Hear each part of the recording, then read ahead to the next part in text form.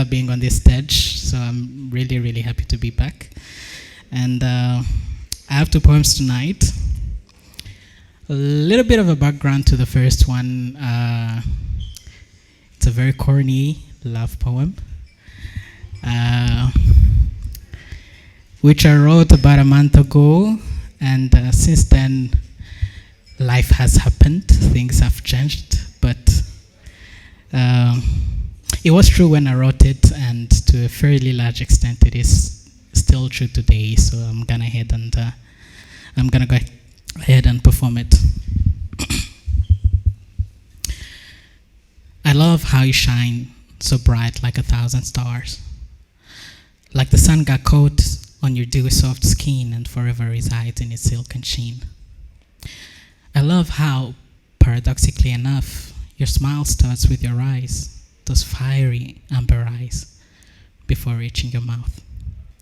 And how your gaze hypnotizes even the coldest hearts, conjuring feelings they're unsure they should feel.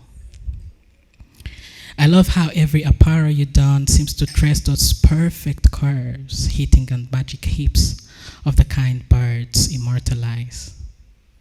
I love the way you love, so fiercely, unapologetically, so sensually and passionately that I find myself wishing the moment doesn't pass.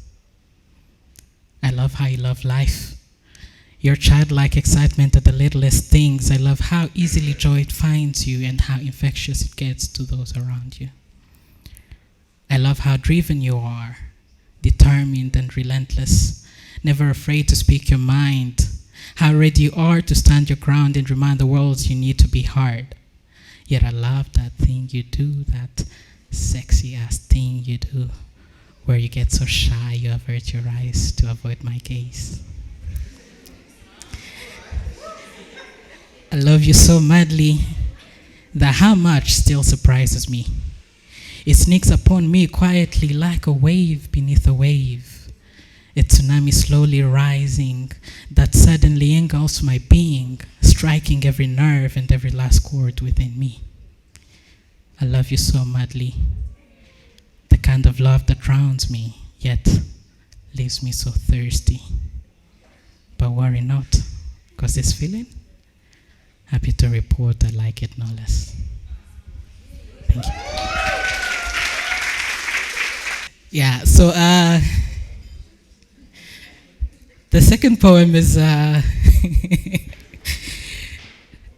pretty hard departure from the first. Bit depressing, if I may say so. A little bit of a background, as I'm sure a few people in the room, or maybe more, might relate. Depression is something that hits us all, right? And in my case, it happens to be clinical depression, but we locomote, we move. So I wrote this poem a while ago, and I've been unable to finish it because I wanted it to end on a pretty positive note. I have not yet been inspired to write positively that much, but yeah, I know some of you can relate, so I'm gonna go ahead and perform it anyway. It's called Demons. Yeah, sorry for that. My demons. They're sneaky little guys, my demons. They attack in the dead of night, clawing at my fragile heart. Invisible hands pinning my body on the bed, and I helplessly feel my breath draw shorter as cold, shrill voices whisper in my ear, "Do you really think anyone cares? Is this what a panic attack feels like?" My demons. They're sneaky little guys, my demons. They attack with the morning sun, weighing my eyelids down. Remind me of all I've lost, of all I've been and I'm no more, of friendships I couldn't sustain, relationships that ended in pain, the journeys that started and didn't end, the dreams that lay trapped in my head. They leave me so torn and shattered, with my will so bent, no, broken, that I notice 2 days have gone when my joints scream in pain. my demons. They're sneaky little guys, my demons. They've taught me to be one with my pain, but to hide it well from the world. Smile often and wave, they say. Let this mask hug you tight. For if you show your scarred self, you'll only scare people away.